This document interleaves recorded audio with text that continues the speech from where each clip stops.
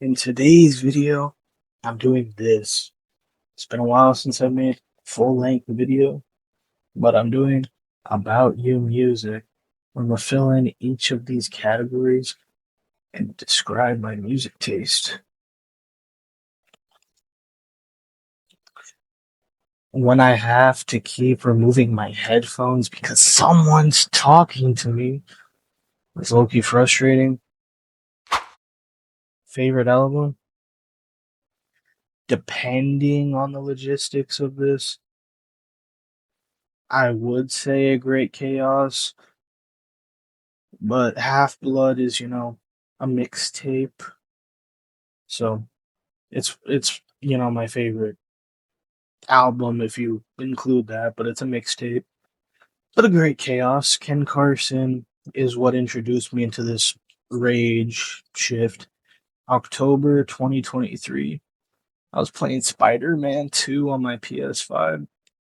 And then I decided I'm gonna play this Ken Carson artist I've been hearing about.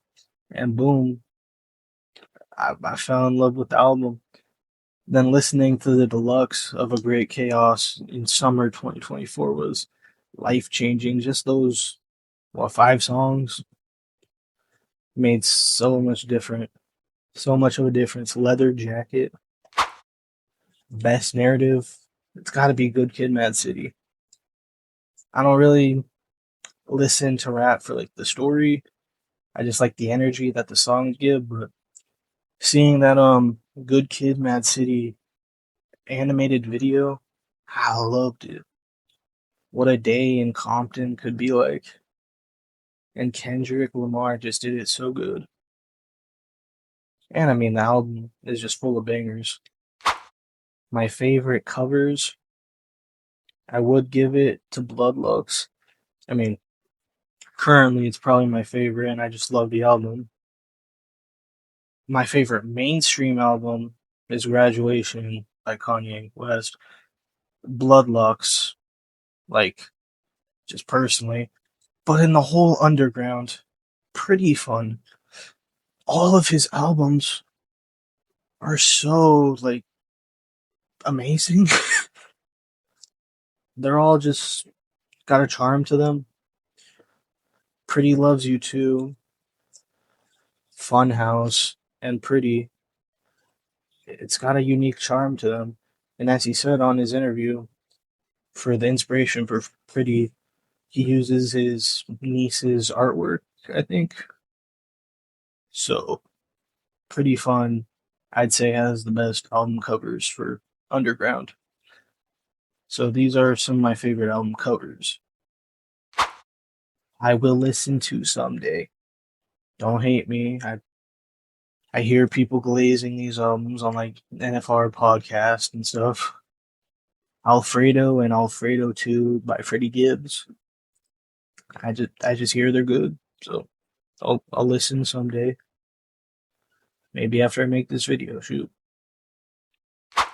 Personal impact, Slayer, all of his discography that I have listened to.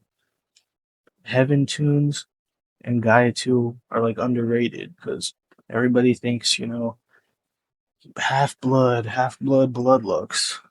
But Heaven Tunes has some bangers, so does Gaia with like Boosted. I mean, that's literally the most known song off of Gaia 2, but Heaven Tunes pretty underrated. Bad Day Cure? Yes, sir. Half Blood, Bloodlux. I keep glazing Slayer because he's putting good quality music out that I enjoy.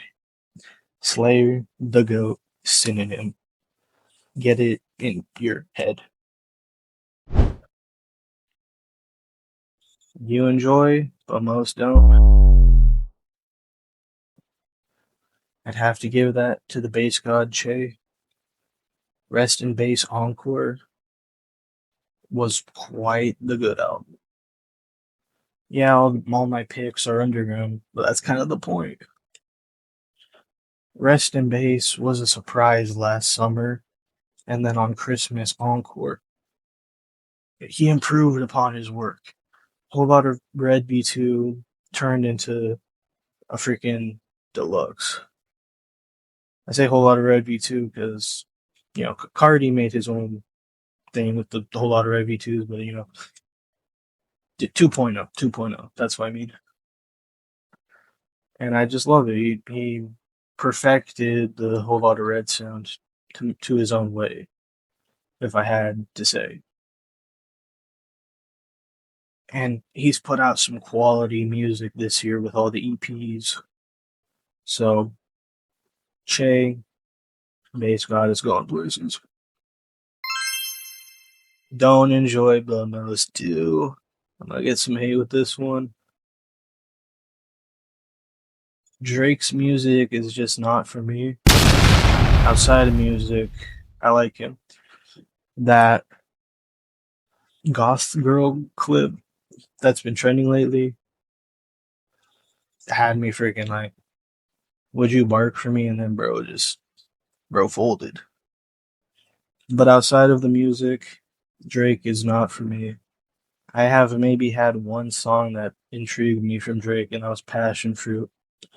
To me, Slayer intrigues me more as an artist. Every song that I have listened to from Slayer has been good to some extent. I've tried with Drake, not for me. Underrated picks, gotta give my first pick to Sir Abe. This is a genuine picture, bro. Twink made music. You do you, bro, but I like it. Implementing that into your music, hey, you do you. There's some good stuff. And this, what, mixtape right here? Sir Abe mixtape. Taking Paramore inspiration right here. It was freaking good. I really like Noise Pollution. And yeah, this was a good one. I wouldn't say it reminded me of anything, but I like bro's bars. And then if you go to his social media, he kind of explains the things. The Night of the Living Dead bar, he said he was looking at his posters on his wall, and then he saw a Night of the Living Dead poster. I was like, then he implemented that into his bars. My second pick, my other goat, Andrew Garden. He makes like romantic songs, but part of the reason he gets so much love for me is this is the dude who made Brow Moment, aka Young Nugget. So he's had crazy evolution. He just made his first album like a week ago. But this is probably my favorite project, this EP. He's had some good ass bangers, in my opinion. I love his songs. They're all kind of romantic love songs, but they're all pretty good, in my opinion. Overrated, Taylor Swift. Like, come on, bro. How? Her crap is ass. I guess a little catchy. Maybe I was like, little 5-year old singing "Shake It Off" or something. But come on. And then her fan base is terrible. Fan bases really matter. And how do y'all suck a girl's dick when she don't even have one? How do you suck it so hard too? This music is so terrible. If her song is trending, makes me wonder on TikTok, like, can you block an audio? So that's why I start like, don't recommend, don't recommend.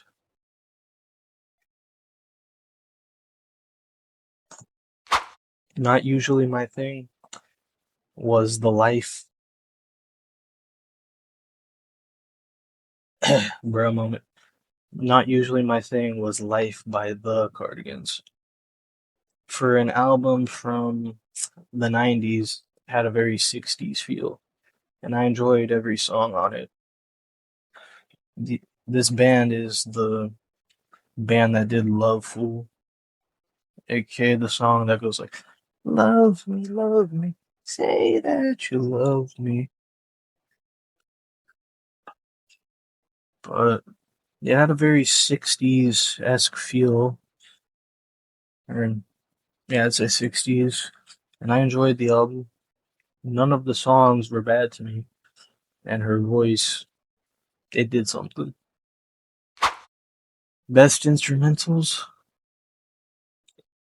I gotta give it to Slayer slash Wayroro.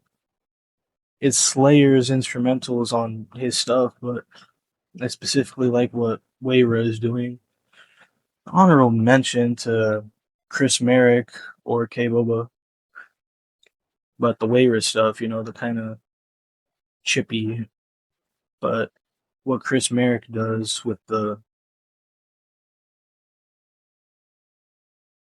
like rage instruments, I guess, because on like Flash Out Freestyle, the guitar that sounds rage, it doesn't sound like something you just dragged in from FL Studio. Best vocals, obviously my GOAT Slayer. If he's my favorite artist, why would I not think he has the best vocals? If I was building the perfect artist and I had everything being Slayer, why would I not choose Slayer's voice, to go on Slayer type of thing? I would have put like Kanye or something, but I'm going like currently how I feel. My simple but fun is Crystal Castles. They have that, charm about them in their music, excluding, who they are outside of artists. Outside of artist story is kind of sad. And not many of their songs have vocals. And it's that nice, like, electric techno, and inspired my probably second favorite album from Che. Best mixtape. Got a few spots here. Half Blood, my GOAT Slayer. Obvious reasons. But if I didn't put Half Blood, I would say Unmusic by the other GOAT, Lucy Bedrock. Consistent discography. I'd have to give it to Cardi, because his motherfucker does not drop. So all his projects are consistent, because he doesn't have many. So that's play on thing, consistent discography, because he doesn't really have much of one, because he hasn't dropped much. Biggest letdown? Y'all gonna think I'm siding or something. To me, it was Emotions by Nine Vicious. This album, I was looking forward to it, especially when it was getting this kind of promotion in freaking Times Square. Just for freaking Before Emotions to be better. Before Emotions has far many better tracks. Raging Love, More Painting, Rax Blue, FOGs, and then at the stuff you'd want to do with your girlfriend, that word. ANAL, So that's my biggest letdown. Emotions, when Before Emotions was a better project. My biggest surprise to me, Say So Says by Che. This was like my second drop down into the underground. My introduction was Ken Carson, but then I discovered Say So Says on a random day. And then that was like my gateway into the underground. Hearing this, I was so surprised. I wish I had my Get Naked reaction. That song was like... I had no clue, bro. It's like an endless orgasm, bro, to Get Naked. Best soundtrack? Persona 3. Reload or just Persona 3. I couldn't think of like a movie soundtrack, so I went to video games, and Persona soundtracks are freaking consistent. life-changing soundtracks. Quite amazing. The fight music, your day-to-day music in Persona, all sounds, track sounds in Persona are amazing. It's going down is like known outside of the game, like you could be a non-Persona fan and know it's going down. Most unique. I had to put my boy Easy Cody in here somewhere. I love what he's doing in his projects, trying to bring like that stunt, punk rock, rap, blend those, and he's doing good. Stunt for Life was like my go-to for a while. Stunt and Die 3 has some gems on there. But I love what he's doing, trying to make like a nice stunt punk rap rock kind of feel. I feel he needs to combine these two sounds, and then you have like the perfect project from him. Because Stunt for Life did have some low moments, but I love it. And then I do really like this album cover. It's meant to represent what a mosh pit would be like. Favorite band? I don't really listen to many, so I gave, the album I've been listening to most from a band. No, I'm not LARPing this. Radiohead, OK Computer. I have listened to this album probably like 8 times by now. The songs are all just very melancholic, so like I just kind of throw it on while I read or something. Read my manga. This album, probably mention it in a later one, but I'd say Radiohead is probably currently my favorite band, specifically because of OK Computer. Favorite artist? Come on. Slayer the Goat. Synonym. It's so obvious. My favorite artist? Take a guess. Slayer. Best EP? Avant Nova. Avant Mother Nova. Best EP. Most depressing? Half Blood Blood. I'm kidding. Mostly instrumental music or official soundtracks. Like, if music does not have lyrics and it's just an instrumental, it kind of gives me feels. The Doom soundtrack, even though it's kind of ragey, it's a little depressing to me. Persona soundtrack, any of them, can be considered depressing to me. And then OK Computer album, it's very melancholic, and I'd consider that depressing for sure. And I only put Half Blood Bloodlux here for a joke, but every time I listen to Brand New, that song low-key kind of puts me in my feels. For whatever reason. That song just kind of hits like a sweet spot. But that's the end of the presentation. I did forget to make an ending slide. It's my first long-form video in a while. But, hey, if you're not one of my friends and you watch this, thank you.